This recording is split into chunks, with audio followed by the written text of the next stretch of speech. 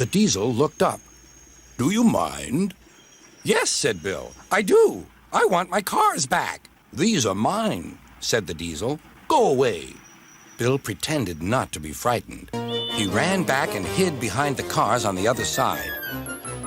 Ben now came forward. "Car stealer?" hissed Ben. He ran away too. Bill took his place.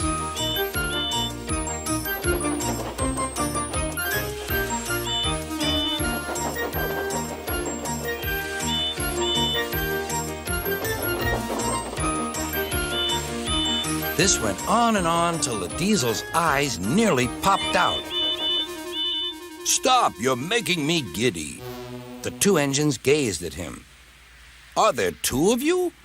"Yes, we're twins." "I might have known it." "Bill and Ben, why are you playing here?" "There's no cause to be rude," said Edward severely. "This engine is a Metropolitan Vickers diesel-electric Type 2.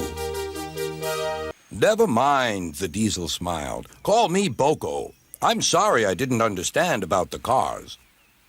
"That's all right then," said Edward. "Now off you go, Bill and Ben. Fetch BoCo's cars, then you take this lot." "There's no real harm in them," he said to BoCo, "but they're maddening at times." BoCo chuckled. "Maddening," he said, "is the word."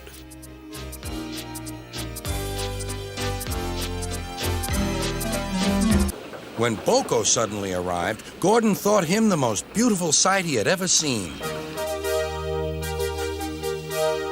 BoCo quickly sized up the situation and threatened to take away the cars he had brought for Bill and Ben. This made the twins behave at once. Gordon thought BoCo was wonderful. "Ah, well," said BoCo, "it's just a knack." Gordon still believes that BoCo saved his life, but we know the twins were only teasing. Don't we? The heavy train. "Did you see him straining?" asked Henry. "Positively painful," remarked James. "Just pathetic." "You're right, Duck," said BoCo. "Edward's old, but he'll surprise us all." Duck and BoCo saw to it that Edward was left in peace. 1, 2, 3! Suddenly, like magic, the station was flooded with... "Ladies and gentlemen and children, I give you 3 cheers for Thomas..." Just then, BoCo, the diesel engine, hummed in. "Take care, you two. Don't make the bees angry. They might sting you." He buzzed away. "Goodbye, Trevor," called BoCo, and set off to see Duck at the next station, ranging cars, but they scampered off when they saw BoCo. "I remember the first time I met those two," laughed BoCo. "They nearly made my eyes pop out. Edward soon put a stop to their games." "A good name," replied BoCo. "They're terrors when they start buzzing around." "His name is BoCo, and he didn't. We..." "Buzz, buzz, buzz," retorted Duck.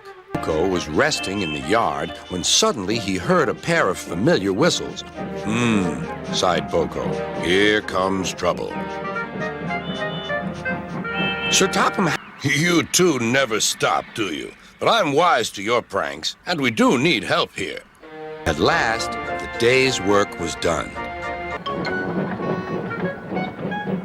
The next day, Ben was...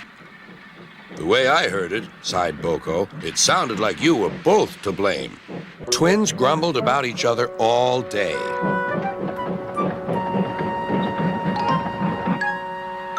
"You're quite right, and that's why I've come up with a plan." BoCo whispered his plan to Edward. "Heavy goods train is waiting on the siding. You can pull it together." That night, Douglas was still working.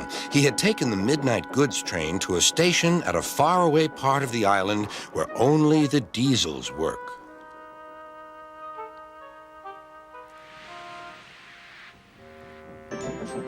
All the engines were busy too.